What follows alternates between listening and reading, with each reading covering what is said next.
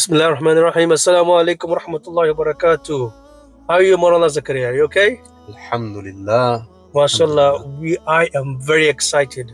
We have started this podcast, London to Nizamuddin. Or what do you want to call it? L2N? Yes. L2N or London to Nizamuddin? L2N podcast. L2N sounds like a postcode from Luton, man. Come on. London to Nizamuddin is better. What do you think? No problem. That's fine. Whatever you say, Maulana. Brothers and sisters, alhamdulillah, we have for many months tried and started this podcast, alhamdulillah, London in Nizamuddin podcast, and we are very excited. We are going through all these episodes, inshallah, exclusive inshallah, bi'iznillah ta'ala. And what our focus is, what is the purpose of this? This is just a supplementary to the work of dawah, because we believe in the work of dawah should be offline. Offline dawah is the best dawah, isn't that right, brother? Of course, 100%. That is the aqrab ila sunnah, as the elders used to say. Closest to sunnah is going to one, face-to-face person. That is what all the anbiya alayhi salatu wasalam used to do. That is the sunnah of the Prophet sallallahu alaihi wasallam as well. Allah commands the Prophet sallallahu alaihi wasallam to do da'wah, to sit with the sahabas.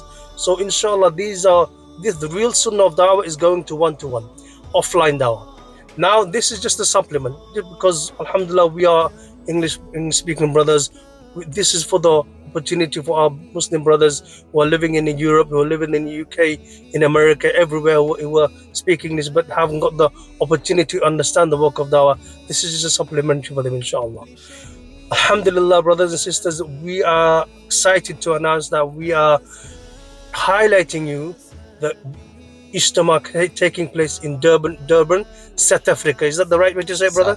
South Africa. Apologies to the brothers who in South Africa. Happening right now, mashallah, and we have reports that going on. Whatever's happening in 3 days, Ijtima taking place. The world Ijtima, brothers, all over the world. Many people, hundreds of thousands of people coming to Durban, inshallah. So we have an exclusive. Our chief correspondent present there at the moment, Mufti Ameer Saab. He's there, and we have an exclusive interview with him. We will show the recording right now.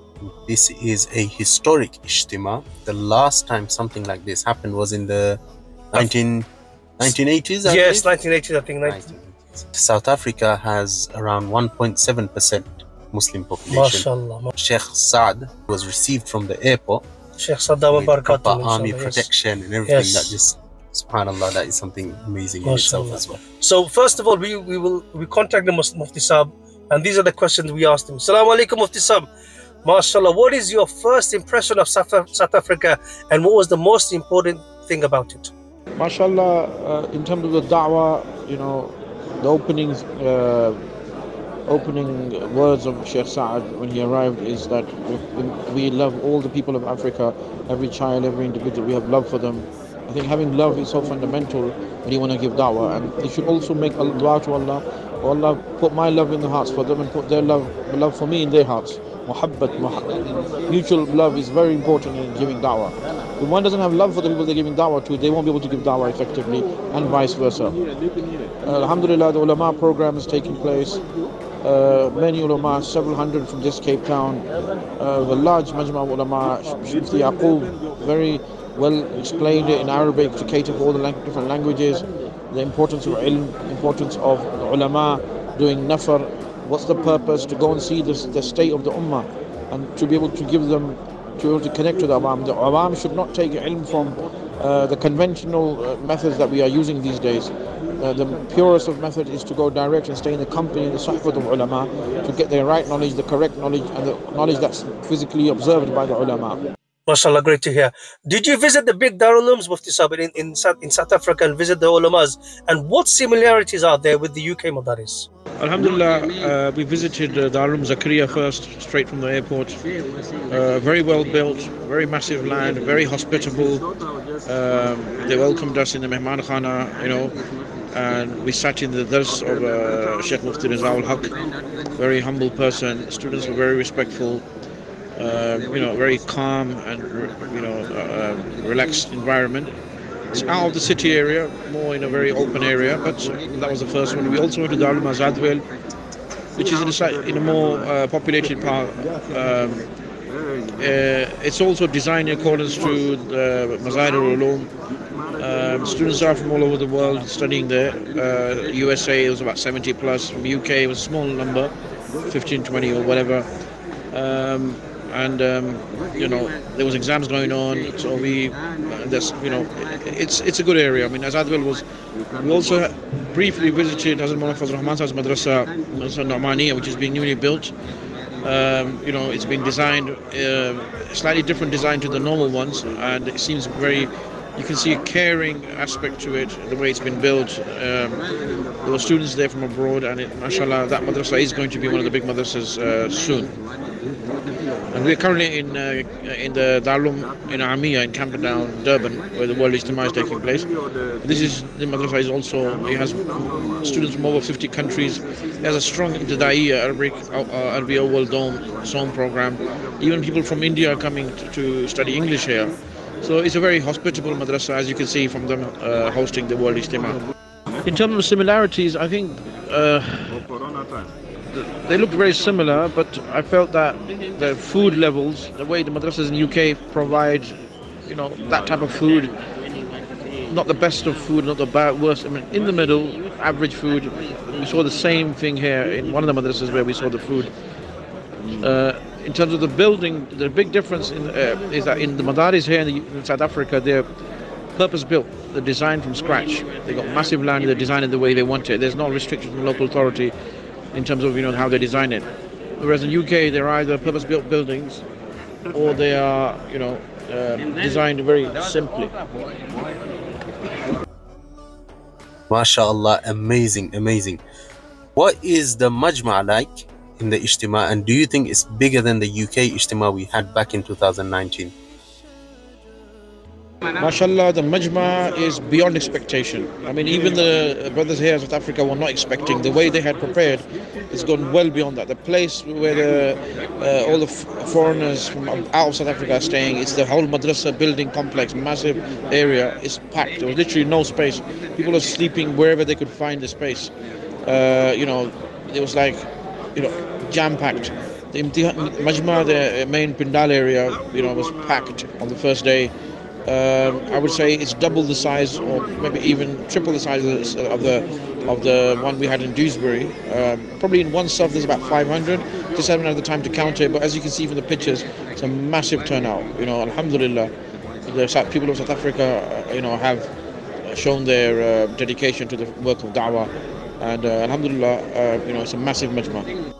Okay, Mufti Sahib, mashallah, as this is day one has finished now in Ijtima, what are your key takeaways from the various talks that you've heard today? MashaAllah, South Africa is in many ways a very interesting country. A lot of history. I mean, when we think of South Africa, we think of the apartheid, we think of the racism, and as Muslims we have a connection due to the strong Muslim community there. But there's a lot of da'wah work that needs to be done here.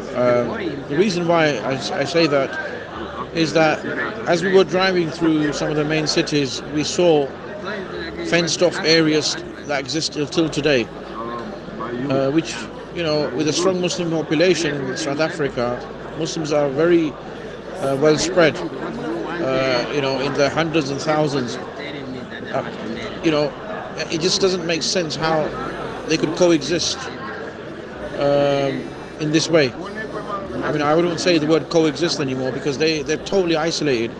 I saw them in, you know, these Suzuki vans being driven off into their sectioned areas, which, you know, really doesn't make sense.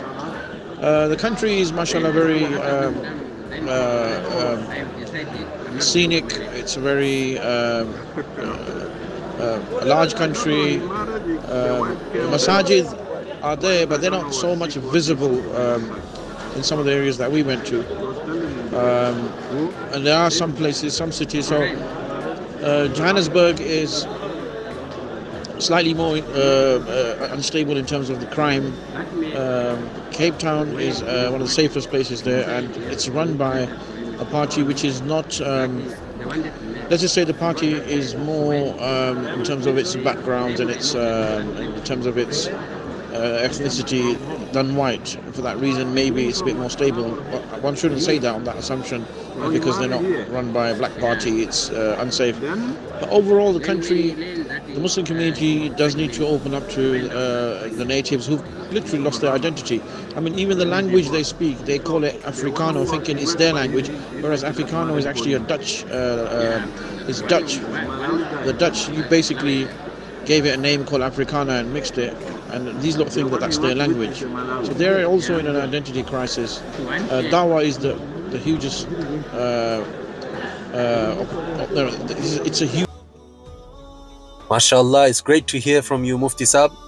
Any message, any nasiha you want to give to the brothers in UK, the audience in UK? The request to all of us who are outside Africa is that do take out time and visit Africa and to give dawah, to see the large chunk of the ummah that lives in Africa.